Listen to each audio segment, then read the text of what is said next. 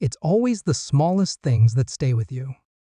A laugh, a glance, the clink of a wine glass right after someone slices you in half with a joke. We were halfway through the reunion dinner. I hosted lavish spread, twinkling lights coiled around the old oak trees, jazz humming low through the speakers. I thought maybe this year would be different. My hands still smelled faintly of lemon zest and rosemary from the duck I'd personally plated.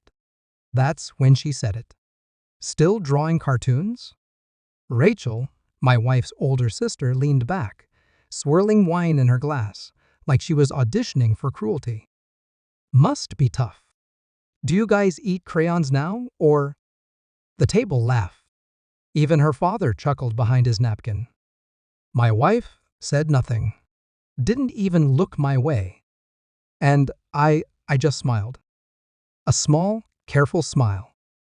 Because you learn to hold your pain the way an artist holds a brush, lightly but with purpose. I used to think they didn't like me because I wasn't one of them. Finance people, legal sharks, efficiency experts in suits that cost more than my first car.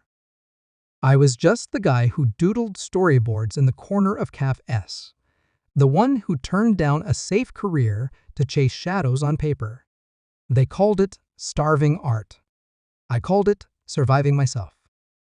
At first, I'd thought love was enough to bridge the difference, that my wife would defend the life we were building.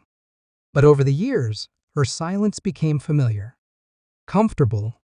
Like background static, you learn to tune out until it becomes part of the room.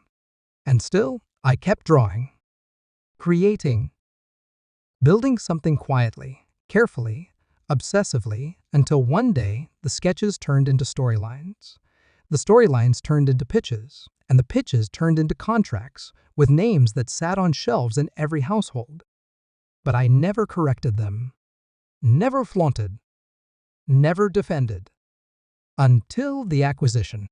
3 weeks before the reunion, my board signed off on a deal that made me the CEO of one of the largest animation and media holdings on the West Coast. The final stroke?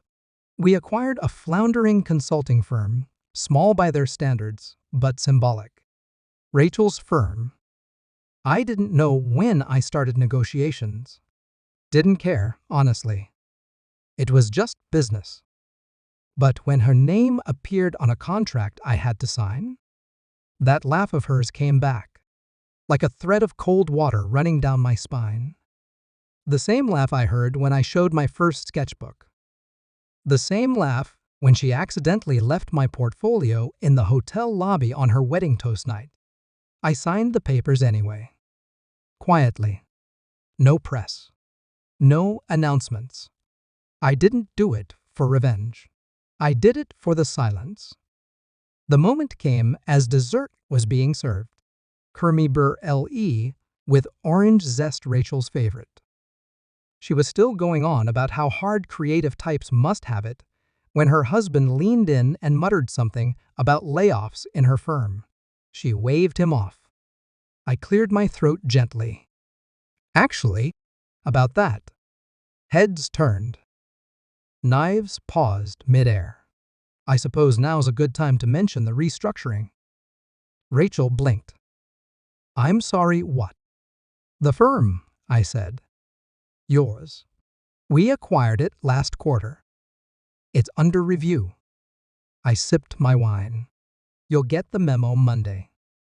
I just thought, you deserved a heads up. From someone who still draws cartoons. Her face paled. My wife choked softly on her sip of water. Her father sat up straighter. No one said a word. You're joking, Rachel whispered. No, I said softly. But thank you for the inspiration. They didn't say much after that. Rachel left early, muttering something about calls to make. My wife didn't speak until the last guest had gone.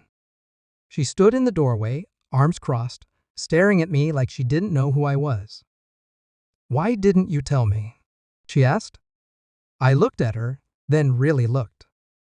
The woman I had once loved so fiercely, I would have lived in a box just to wake up next to her. Now she was just a stranger with my memories in her eyes. Because you stopped asking. She didn't follow me when I turned, didn't call out, just stood there, suspended in the quiet I had carried for years. As I walked through the garden, the night air was thick with jasmine and something else, relief maybe. Or closure. The path lights blinked softly under my steps.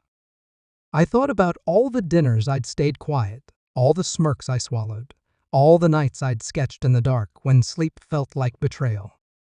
I used to think success would feel louder, flashier.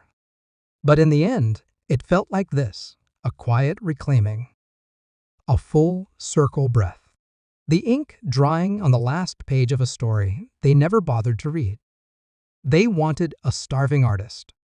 Turns out, I just needed to let them starve on their own pride.